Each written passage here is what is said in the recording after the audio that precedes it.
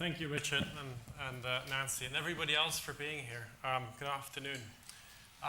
For those among you who are not yet fully convinced of putting well-being at the heart of policy making, I hope that this presentation about the other valued objectives of raising well-being should be of interest to you and shall expand your thinking on that front. For most of the rest of us, I would hope, this is about expanding and leveraging our knowledge about the objective benefits of raising subjective well-being. In part, this is important, needless to say, because it also feeds back into cost-effectiveness models that obviously Paul and Martin have talked about. So what I will do is I will survey the literature and the research done on these objective benefits to subjective well-being, and I will cluster them around health and longevity, income, productivity, and organizational performance, and then a third cluster around actual behaviors at the individual level, or aggregate it into social behavior. I would like to start, however, with placing this in a bit more of a context. When Richard and Sarah spoke to you earlier this morning very eloquently, they kind of assumed a more philosophical, in essence, a more philosophical rationale for why we ought to be putting well-being center stage in policymaking. Philosophical in the sense that they've kind of assumed that maximizing well-being of the population, definitely also minimizing its suffering or misery, is and ought to be the ultimate goal of policymaking, in no small part because, needless to say, this is what citizens ultimately, or most citizens, would ultimately care about. In the years that followed since that philosophical debate and this philosophical rationale, two additional complementary arguments have come forward. One is highly political in nature and is actually relatively novel and comes out of research that comes out of our own research group at the LSE, and more particularly one of our associates called George Ward, who's currently at MIT. What he's shown is that not only does it raise government approval if one can raise well-being, raising well-being is even better predictor of incumbent government re-election than is the traditional economic voting type predictors, such as change in employment, changes in wealth, i.e. GDP, or changes in inflation. So anybody amongst you who's actually working closely with elected officials, or potentially an elected official, him or herself, this should work pretty well with the people, your audience, if they are elected officials, noting that well-being explains their electoral chances more than changing economic conditions. And it makes sense when you dig into this, so I would recommend that you go and seek that work out a little bit more. And more of this work is coming along in the near future.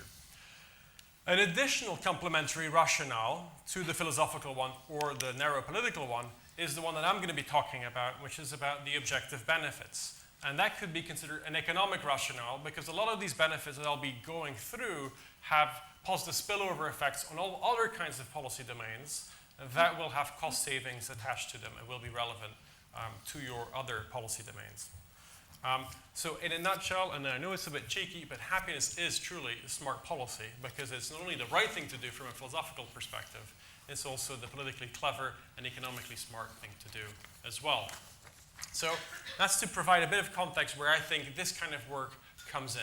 So certainly we are instrumentalizing well-being to some extent when we look at it as a source or a driver of other outcomes, but it is not to undo the importance of the ultimate goal, which is obviously to maximize well-being. So the philosophical rationale ought to be the main one.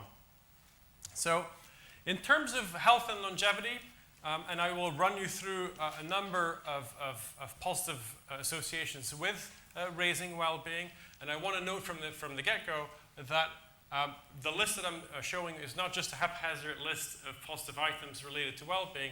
All of these are essentially a one or two word summary of actual research papers that we've kind of surveyed the literature for. And so I will point you in the direction where there's a single paper that all these references to all these objective benefits to raising well-being are listed, and I'll give you that citation in the end, and there's a one-stop shop, if you will, for delving into some of the material that may be of particular interest to you, whether it's health, jobs, or individual or social behavior.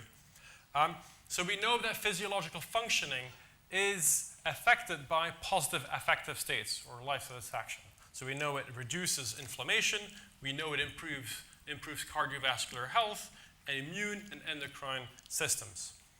We also know it lowers risk of heart disease, and we know it increases the speed of recovery when recovering from a health concern. All of this is then also complemented with higher life satisfaction being related to greater and healthier behaviors, whether it is picked up in research on healthier diets, more exercise, or less smoking. These things put together, both the physiological functioning as well as the actual healthier behaviors resulting from being higher on well-being, obviously ought to be picked up somehow in actual longevity, survival. And so I'll delve into one specific study that kind of, I think, is a good illustration of this health cluster of objective benefits. And it's done by no less than Jane Wardle and her husband, Andrew Steptoe, who are both here from UCL just around the corner.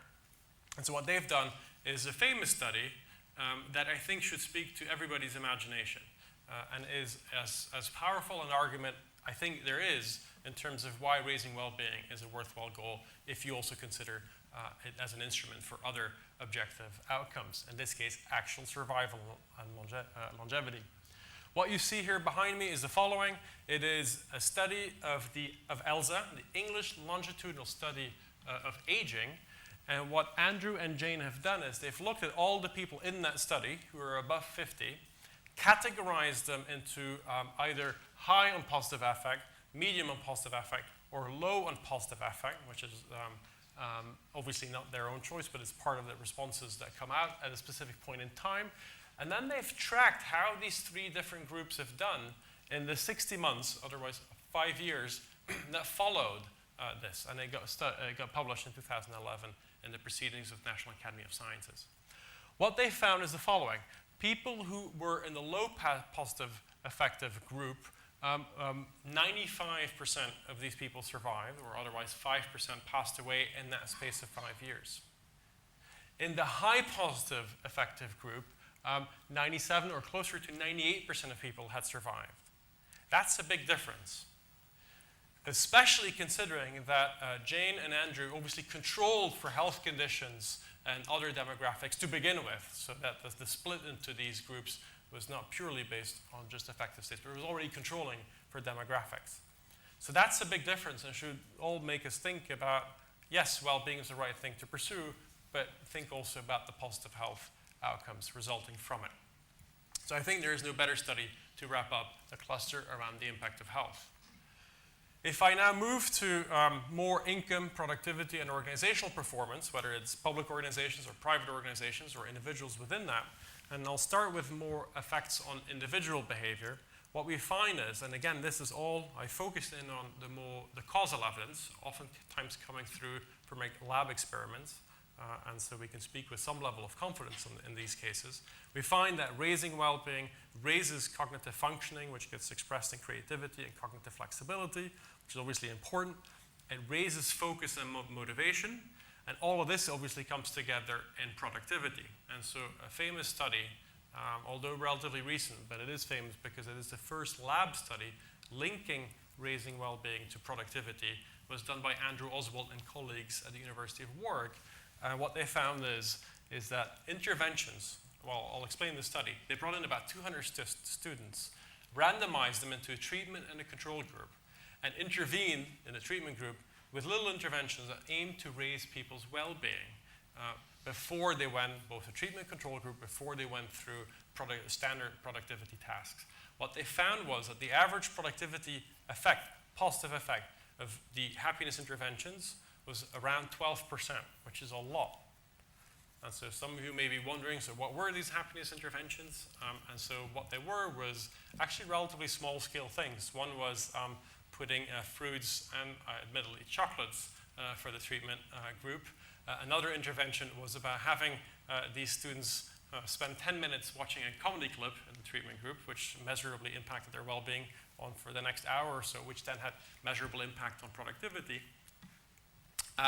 On a more sort of longer term, a downside of the study, what they did is they also tested in the opposite direction. So what they did was asking people whether or not they had had any cases of losing partners or family members or close friends in recent years.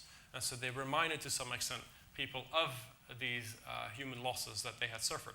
And people indeed within the treatment groups who were affected by recent losses were on average also performing a few percentage points less in terms of productivity. So it seems to work in both directions. If this works at the individual level, then it ought to show up at the organizational level as well. And that's exactly what one finds. So there's a handful of studies out there already who do a really good job at looking at raising well-being of employees or people in the organization. How does it impact organizational performance? And it's really striking, in particular, one study by a colleague at London Business School, Alex Edmonds. And by the way, all the references I'm citing, they're all put into a single chapter, so I'll refer to that later on for your reference. What he found is that these organizations that are part of the Great Places to Work For, which happens to be a publication each year that sort of gets, in a relatively scientific way, at the best places to work for. So it's a list of about 100 companies worldwide. And what he did is he traced how these companies did relative to their benchmark indices and found that they do a number of percentage points extra on top of how these benchmark indices have done. So there's a lot of ways by which this seems to translate into organizational performance as well. And this is really high-end stuff. It gets published in the Journal of Financial Economics, so this isn't bogus material. And what's even more intuitive, of course, is how and why this happens to be the case. So if we can raise well-being in the workplace, it will help us attract more people into the workplace in the first place. It will help motivate people to do a good job and be happy about it. And then in turn, you are able to retain your staff longer. And so this gets picked up in a number of ways, including staff retention numbers. So people stay on average longer in these firms than in competing firms. Or, yeah, so staff, anyway. You get what I'm after with this. So the individual level aspects, impacts of well-being on productivity gets translated at the organizational level. Now, all of this is relatively short term. And Andrew Oswald and I went a little bit deeper and longer term time. And a lot of you, I think, will be working with or affiliated with the Department for Work and Pensions. And so something relevant, of course, is to what extent does raising well-being of, say, adolescents influence their future labor market outcomes, which economists tend to equate with essentially their earnings potential. And we actually went into that question very specifically, and I want to show you the results of that research with Andrew. What you're seeing behind me is the following. We've looked at a massive panel study of about 15,000 Americans who were tracked in terms of their well-being as they aged from about 16 years old to 18 years old to 21 years old, 22 years old, and then they were also, and still part of the sample, when they were about 30 years old, which is when you start having good earnings data, needless to say, i.e. the labor market outcomes I'm referring to. One of many potential labor market outcomes, but the one that economists tend to focus on. What we did is we looked at how different levels, different quintiles of well-being at earlier ages was predictive of labor market outcomes. So if you look at the upper of the far right, you'll see that the upper quintile in terms of life satisfaction in 2001, when these kids were 22 years old, that correlates with an average salary when they're about 30 years old. This is 70 years later. There's about $2,000 to $3,000 on average higher than the average. So higher well-being is predictive, as adolescents is predictive, or young adults, is predictive of later earnings potential. Now, what's even more striking is obviously the opposite direction. The people who were surveyed and reported being low in the lowest quintile of life satisfaction, positive affect, actually reported much less earnings. So people, if you have a look at the right-hand column again. Richard, your microphone is still on. We're actually joining this conversation. Where we are. Gus, go across the road to the south of the Eastern Road and walk along for about 10 minutes.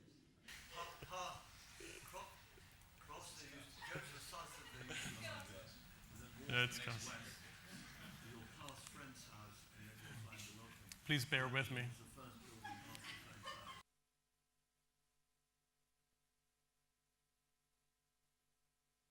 Opposite use.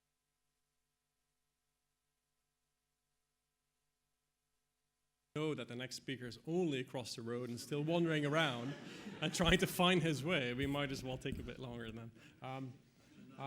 So I just want to reiterate the...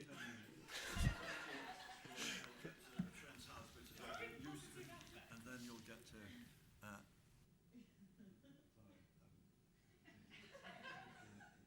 we'll get to Wellcome Collection, which is the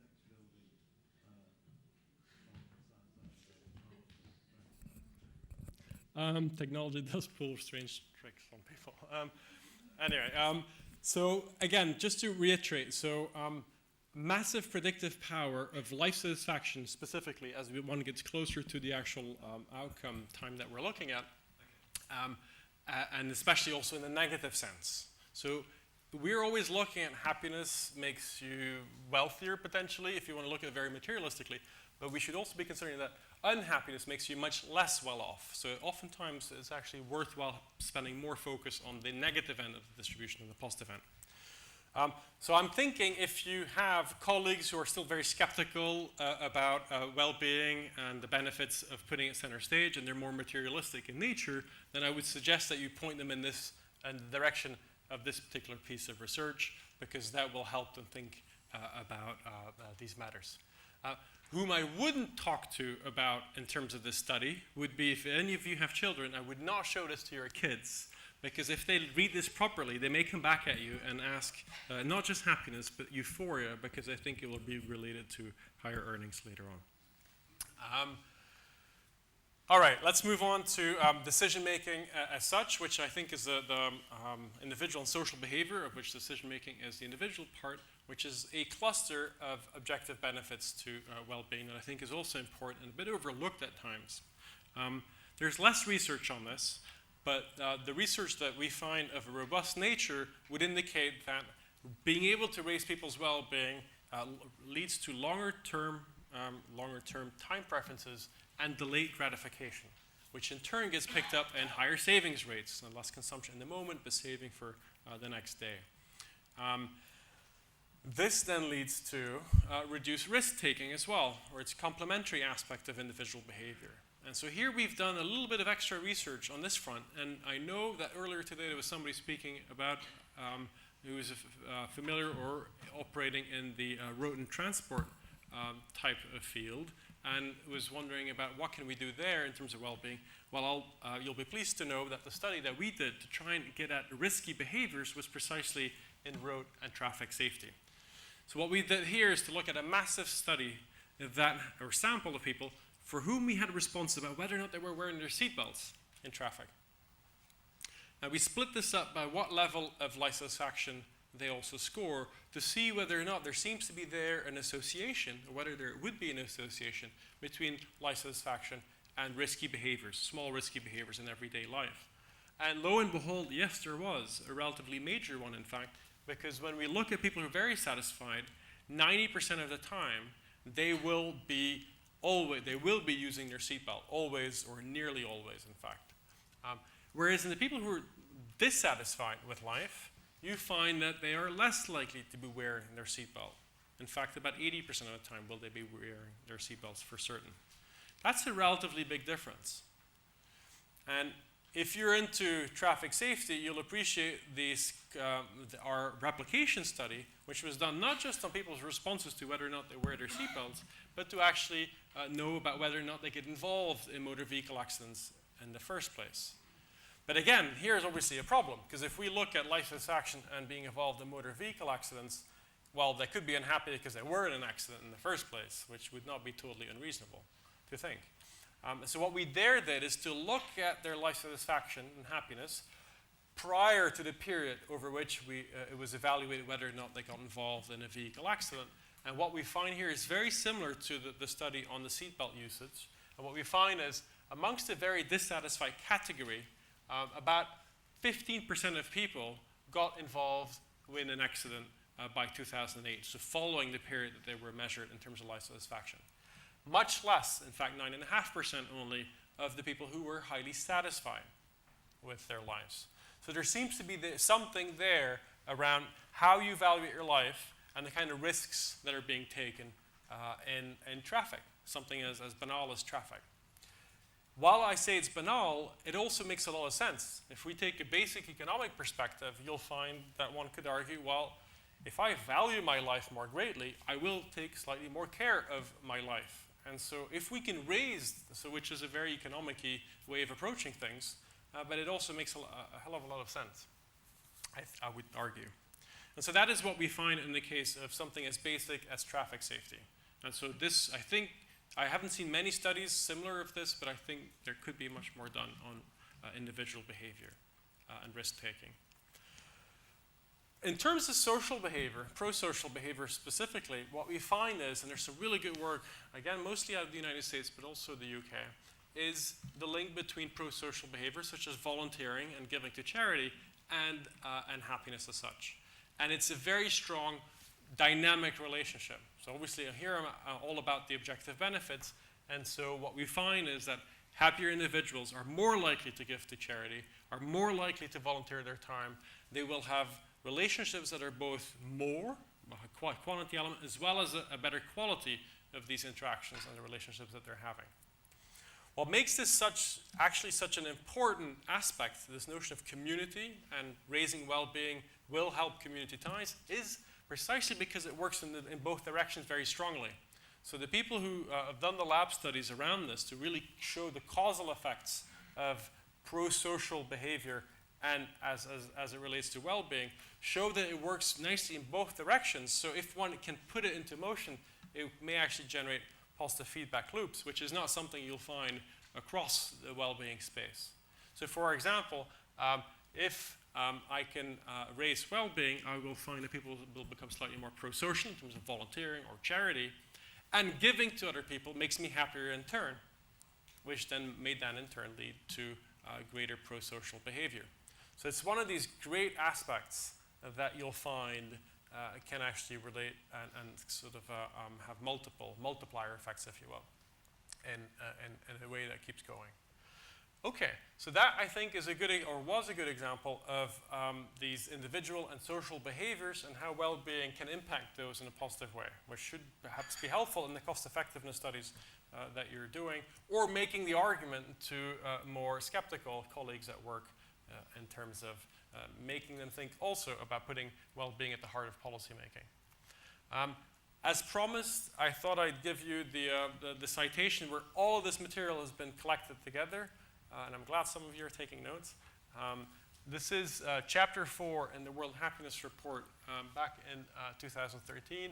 Is neatly called The Objective Benefits of Subjective Well-Being, and it literally surveys all the research that I've cited in a single piece. So I think if what it does is, for making it handy and a one-stop shop for everyone, there's also, we've put in actual tables where by health or jobs, organizational performance, we've literally listed the benefits, a little extra tab of a summary for it, and then in turn also the actual citation and the citation. So for those of you who are in your departments, whether you're local communities or central government, and you're looking to make a convincing argument above and beyond the philosophical one, I would strongly urge you to also show to your superiors or your colleagues or to everyone else in the team that it matters for all kinds of valued objectives, not just because it's the right thing to do. Okay, so let me kind of wrap up on this, because I know I'm out of time. But while we're waiting for Gus, we might as well ask you if you have any questions. Yes.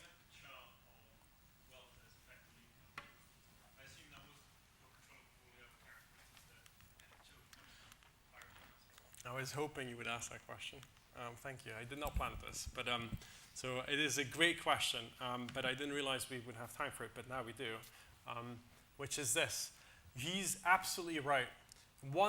Clever people in the room will have thought that, wait a second, wealthy kids may be happier, not because they're happier, because they're from wealthier parents.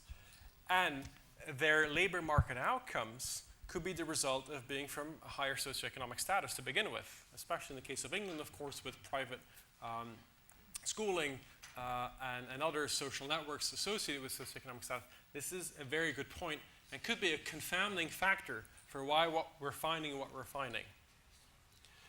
But I'm so glad you raised this because we had a clever response to this. In the data, as it turns out, there were a lot of siblings, a lot of brothers and sisters. And so what we've done is we've clustered those siblings and we've looked at the differences within these families. You see where I'm heading? And we looked at the differences between brothers and sisters to see how predictive these were of the differences in the earnings later on, which completely accounts for socioeconomic status. So say if my good friend Andrew and I are brothers, the good twin, the evil twin, I don't know. And we would be serving our life satisfaction and positive affect over the years, and Andrew would likely be half a point or a point higher on average than I am. Well, we would look at whether that difference, regardless of the level, the difference between us, to see whether that difference is predictive of later earnings differentials between Andrew and I. And what we found is very much the same thing, which is a statistically significant difference, even controlling for socioeconomic status and half of the gene pool between us, in terms of a predictive power of one's well-being and later labor market outcomes. So it's very powerful. I'm really glad you raised this and that we found time to discuss that. I think that this is the point where we have to move on. Yes. Thank